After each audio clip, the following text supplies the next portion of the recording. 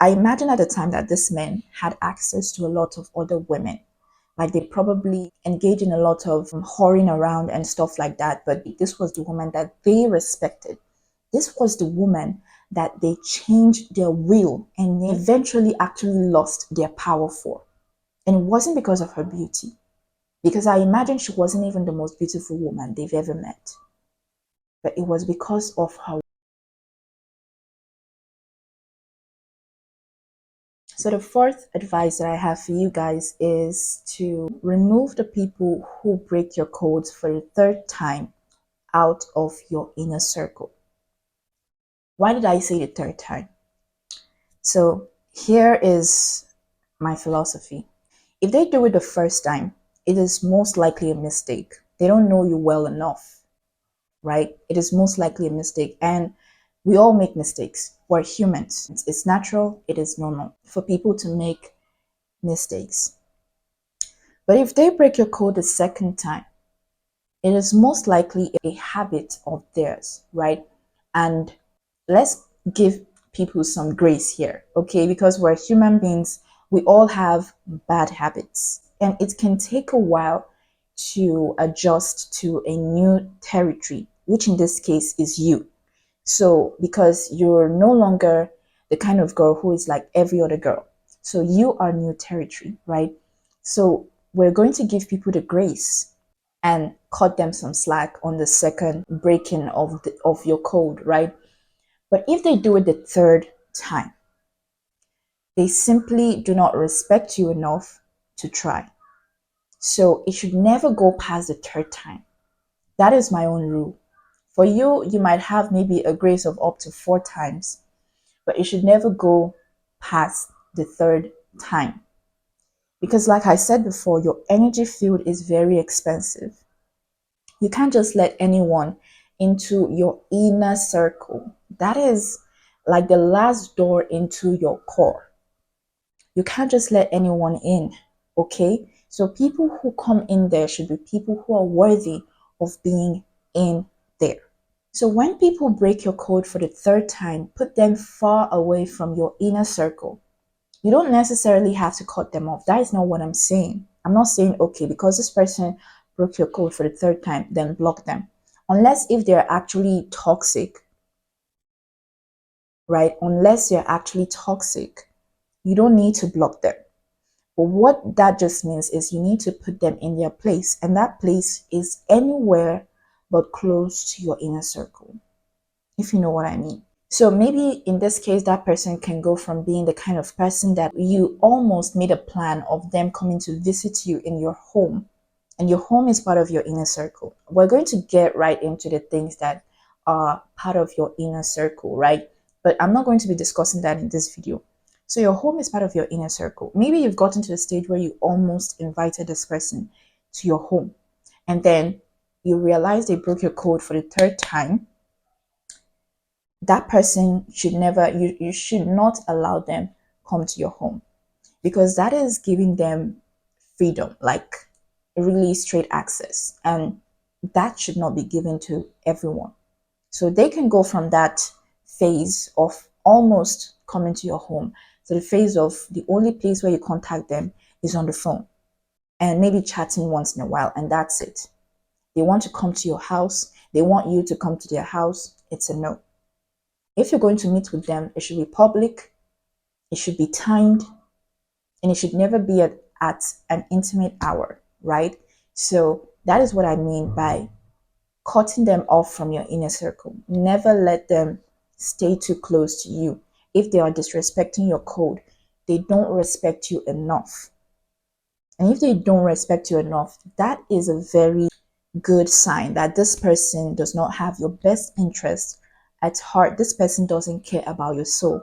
And it is people like this that can easily be used or easily be influenced or easily generate evil thoughts and seeds, and then they will plant it in your inner circle. So do not negotiate this part, okay? Do not negotiate this part. You need to learn to put these people in their place as quickly as possible. You know, you've put in so much work from working through all of your baggages and working through your negative strongholds and working through your past hurts and working through every limitations and every trauma to get into this place, this version of yourself that is now a healed version of yourself. You've put in so much work to waste a second negotiating this part for anyone.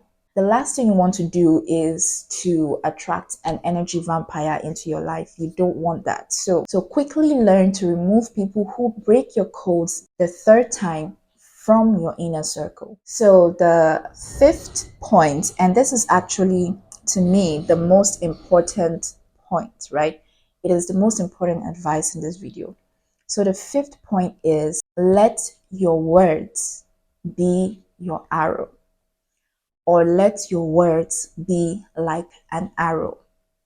As women, throughout the history of human civilization, the first way men rate women is by your physical appearance. I'm not going to come here and pretend that people don't rate you that way. No.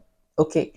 I'm going to say plain as it is. So it is your physical appearance, right?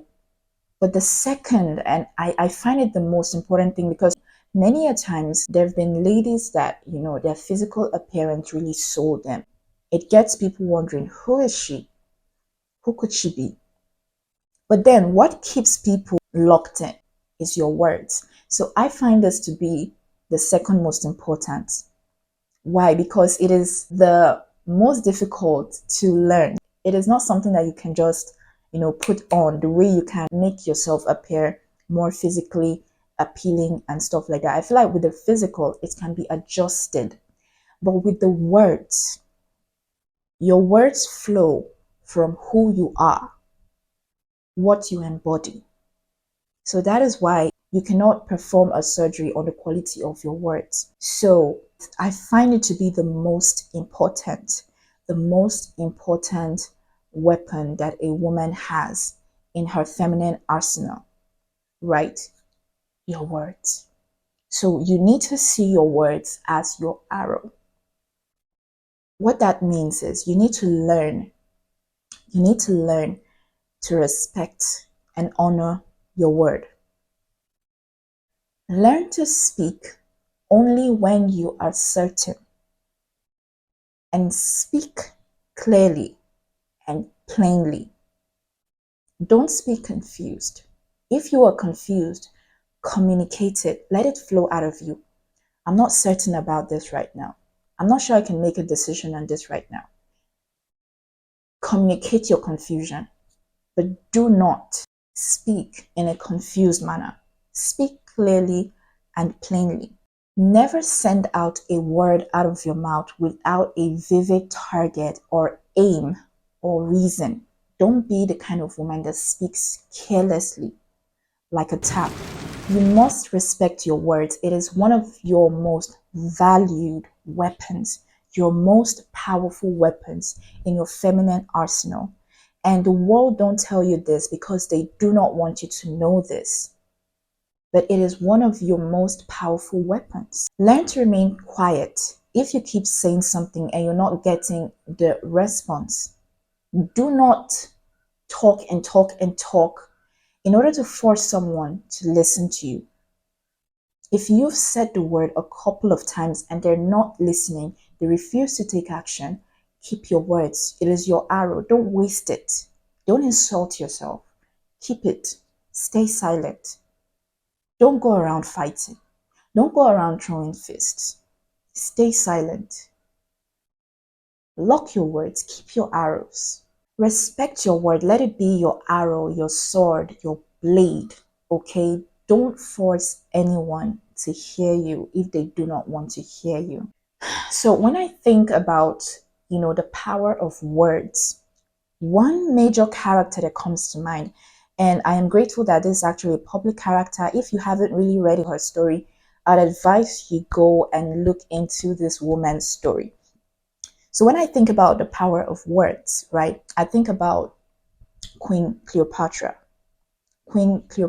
of ancient Egypt. So Cleopatra existed in a time when women were seen as no more than a property to their master. which in most cases could be their husbands or their fathers. And the ones that were outside of the rule of their fathers or their husbands were prostitutes. So basically, it did not even matter if you had a crown in your head.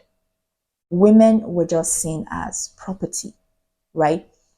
But this woman somehow managed, out of all the queens that ever reigned, this woman managed to command so much respect to a point where history recognizes her name. History remembers her name and what she did and the changes she made. And you know, when I watched the Cleopatra documentary and really got a closer look into, you know, what her life was like, I was just really fascinated. So she was famously known as a beautiful woman. She was a beautiful woman, but it wasn't her beauty that got her where she was. If you watch the documentary, like if you really read her story, right, she was also remembered for the one woman who conquered. I don't want to use the word conquer because it feels too overpowering. And I don't think that's the appropriate word, but she was the one woman who basically seduced, you know, two of the most powerful, most influential men in ancient Rome at the time, which was Julius Caesar and Mark Antony, right? So she was the woman who charmed these two powerful men in history. And how did she do this? Back in those days, for men to be extremely powerful, that would tell you that this is not like the way politics is these days, that if you just have money and some connection, like you can get. Back in the days, men were put in position of great respect and leadership when they have proved themselves. So that would tell you that this man is no ordinary man. This is not just a man that talks. This is a man that has walked the journey. This is a man that has fought. So these men are conquerors. They are warriors. They are strategists. They are intelligent. They are rich. You know, they are respected by other powerful men. And that was how they got their title in the first place, right?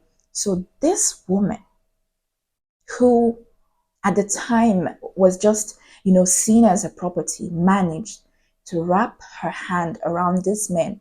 And she took advantage of the influence to make a great impact in her own kingdom in Egypt at the time.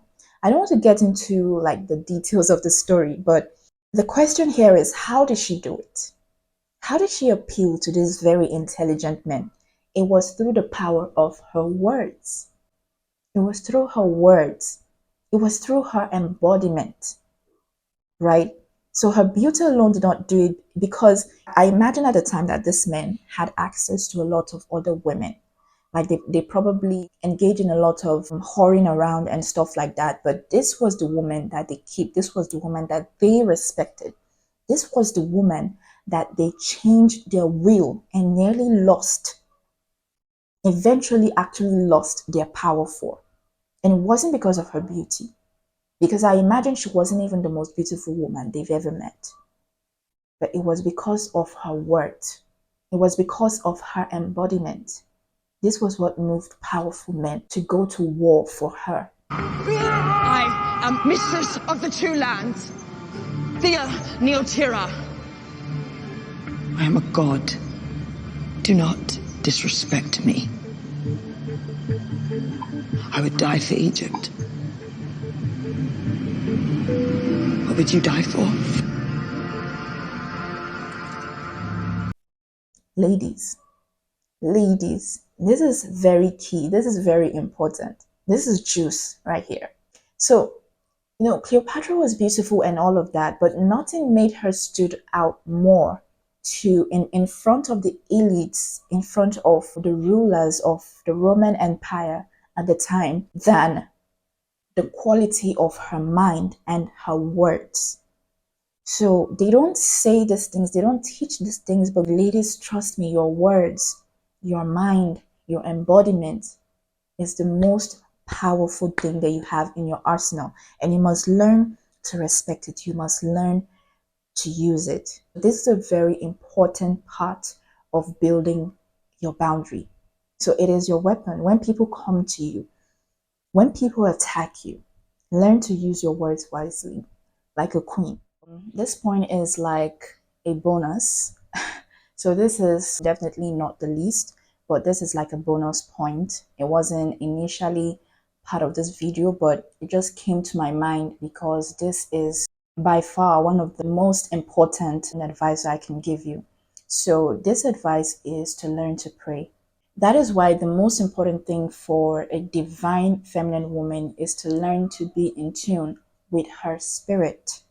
Learn to be in tune with her spirit. And what that means is to be, to a degree, to a level, you need to be spiritually conscious, spiritually minded. And some people believe that this is why a lot of women, especially as they get older, when they approach the age of maturity, they tend to move towards like finding spiritual meaning. That's because we're quite sensitive to the spiritual realm. And I want to urge you, if you are not already in tune with that, you need to walk in that, because after all has been said and done, we are humans. We are limited in our level of intelligence and the amount of security that we can afford ourselves. But when we learn to align with our spirit and find God and engage with God and actually build a relationship with God and connect with God through prayer, right? And through other spiritual rituals and services, we connect with God and abide in His frequency. That realm where you abide with God is the place that offers the highest form of security that you can ever hope for. So it is important to pray, okay? Just as words is one of our powerful weapons, our prayers are also powerful. So I feel like this video will not be complete if I do not mention this point, because this point is actually very important and I do not downplay it at all. So it's important for a woman, you need to learn to pray. Learn to pray, learn to talk to God on your own. Let it be a communication. So build a relationship with God and just learn to pray. So, in conclusion, embrace your softness. Take pride in it. Don't see it as a weakness. Do not be ashamed of it. And know that it is the best quality that you possessed. And understand that, contrary to what society tells you, your softness and your femininity is the best quality that you possess, is the best, most secured place for you to be in, and not primarily or dominantly in your masculine energy. No, your feminine energy is your most secured state of being to exist in. And also know that it is a sacred and a rare treasure that keeps the world in balance. Sacred because it is not very common anymore. So you tapping into your divine feminine energy, it really helps you to stand out.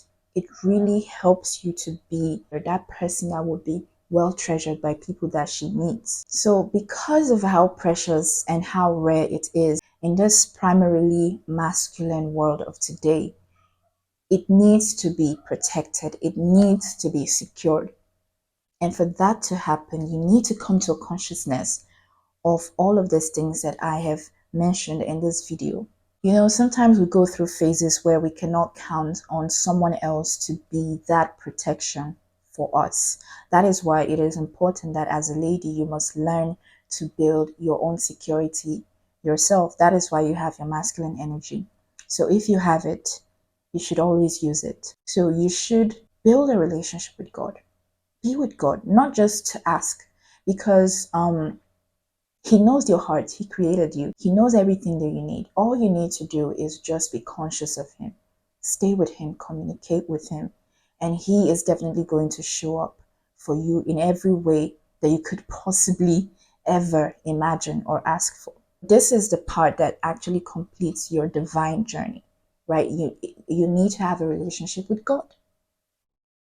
You need to have a relationship with your Father. He's the only constant that is going to be there in your life. And it took me almost getting to a point of not wanting to live to realize that He's the only constant for me.